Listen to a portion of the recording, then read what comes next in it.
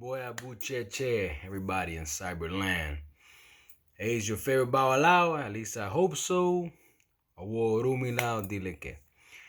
So, this is part 2 of the philosophy of Ifa. So, let's dive right in and give you what you want. So, where we left off last time was mankind was created through the clay and the breath of life of Olodumare.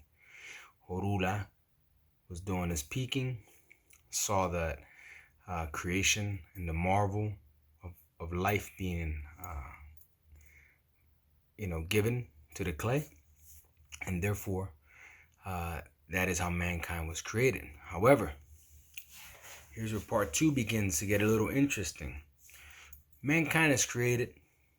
Now the earth needs to be created. So the earth is created, and all it is a body of water. Okay? Now start to think about the significance of things when I say them. Okay? Olodumare, okay, sends his messenger, Aruba. Okay?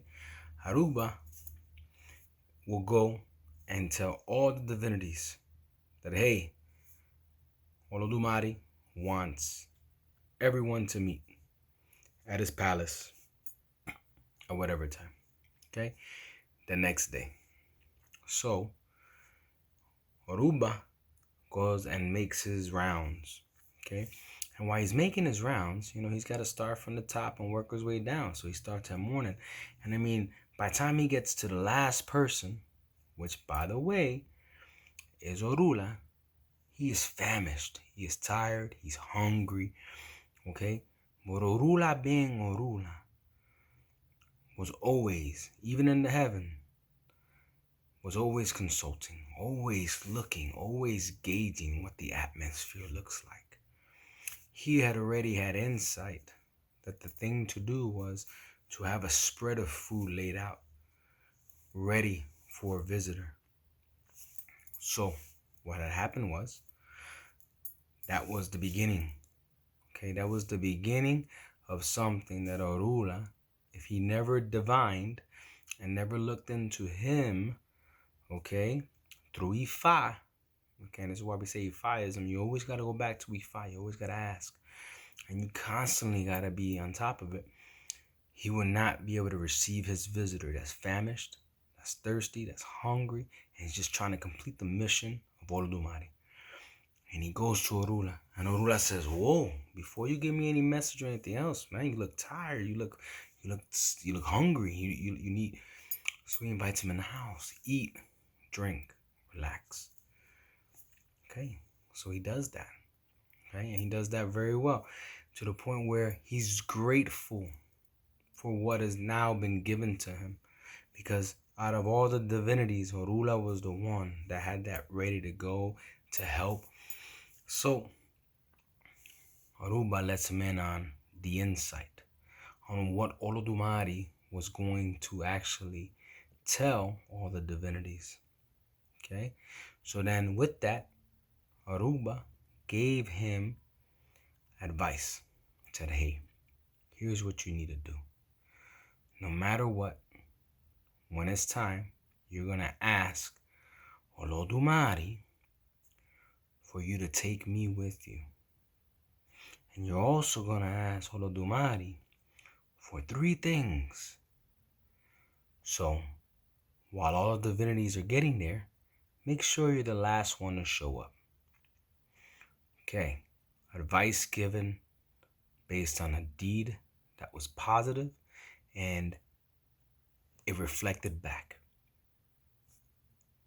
It's life itself. But let's continue on with the story and not get sidetracked with more philosophy. So, all the divinities show up. Okay? Olodumare tells them, you can all enter my inner chamber. You can all take one of my tools, one of my many tools, mystical, physical, it doesn't matter, but all types of tools that have certain powers and abilities, and you just be surprised. In order for you to work on earth with it. Does that make sense? Is that fair? Okay, so everybody starts taking all the good stuff. Imagine if you walked into a chamber and you saw these cool things, right? Okay, so now Rula, being the last one, and rightfully so, being the youngest of them all, he walks in. All he sees is a shell, a snail shell, right? Little hole, you know what I mean? Little looped around snail shell. He's like, wow, that's all they left me. Okay. So what I didn't tell you is when all the divinities got what they needed, Lodumare said, you will now return to your house and book it to earth, my friend, because that is where you're going to be. That is where you're going to create the world I need you to create so that I can begin to empty out some of these humans that I've now created. So we can now start to evolve and see how his creation is going to work. So all the divinities start going in one by one. Obviously, Orula is the last one. Orula goes back to Olodumare and begs him. Says, hey, Olodumare, my father, hey, there was nothing in the chamber that I can use except for this seashell. So, hey, wondering if you can grant me 3 wishes. He says, okay, that's fair enough. Being that my inner chamber, that was part of the deal, and we couldn't give you anything from there, or I couldn't give you anything, I'll give you the 3 wishes. What are they? Orula asks for, I would like your pouch. A pouch where I can store things. And it wouldn't be any bigger than a pouch there because it's mystical. So it was Olodumare's pouch to store any items that I would like to take with me to Earth. Olodumare said, fine, take it. Okay. He also said, I would also like to take one of your most prized creatures, the chameleon. So he takes the chameleon because Olodumare says, okay. And then he says, for my 3rd wish, I wish to take with me Aruba, the messenger of Olodumare, so that he may guide me, or I'm sorry, so that she may guide me. So Olodumare says, okay. So now Aruba, chameleon, pouch, everything is there. Orula, before he left his house and went to the palace, knew that what was going to happen was he was never going to return back to his house. So he had herbs that we specifically use in Ifa. He took 4 specific herbs and he put them in the pouch as well, right? He had them with him, so he threw them in there too.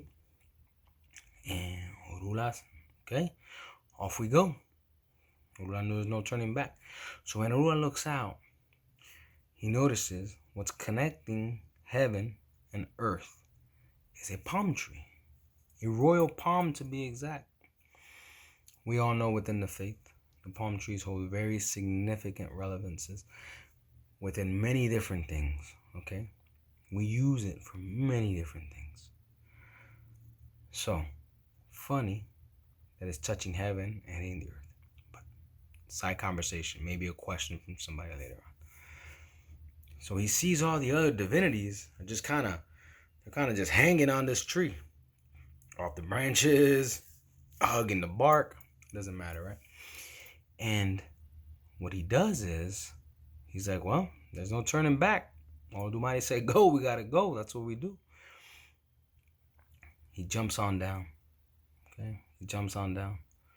And then Oruba, being as intelligent and as wise as he is, whispers out the bag to Orula. Because there's no ground. There's nothing there. It's the tree going up to heaven, branches. Just visualize that. Only thing is there is water. Okay, giant ball of water. So Oruba says, hey, grab the seashell. Right? Seashell, right? Who's gonna see the little snail shell and think it was worth anything or do anything? Nobody.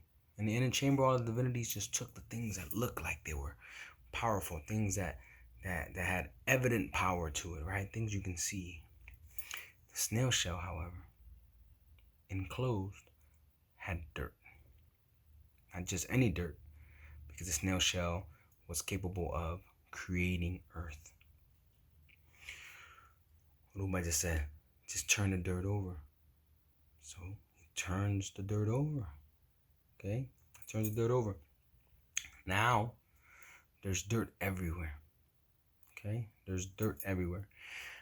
Because once it sinks, it begins to spread. Alright?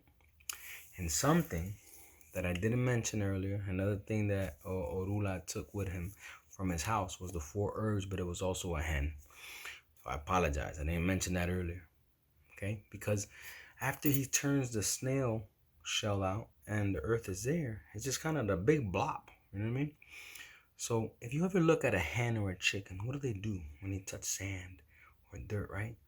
Just start plucking at it or pushing it, right? That's what they do. So Orula now takes the hen, lets it drop, and the hen drops, and it starts pushing all the dirt all over the place, right? And it's moving, and it's creating more earth, and it's going everywhere. Okay, it's part of the philosophy.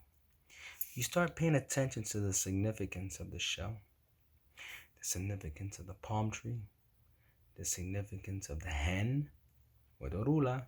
Okay, Babalaos, you got me, right? These are things that we need to kind of understand how our story is told.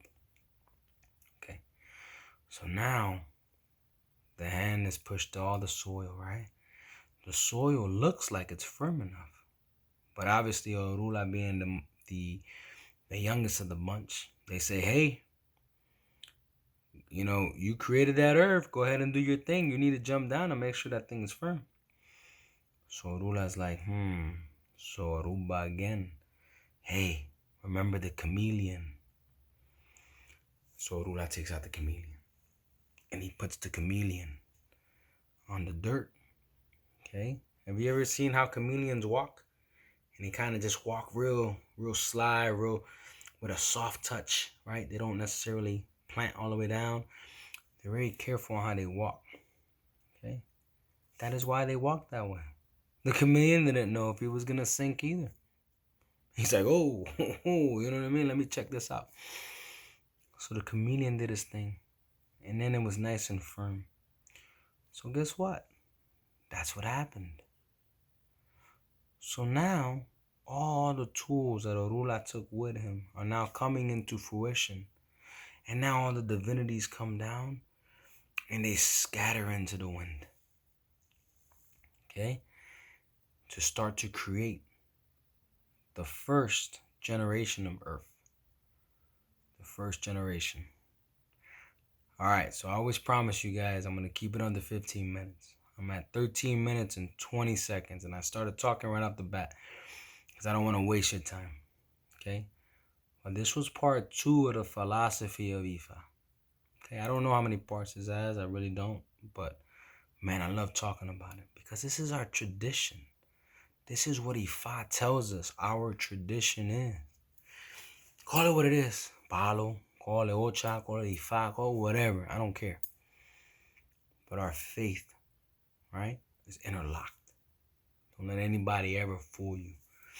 And what gives us the power to do things is us, our heart, our faith. Always remember that, okay? Always remember that. And with that said, Iburu, Iboya, Ibucheche, this is part 2 of the philosophy of Ifa.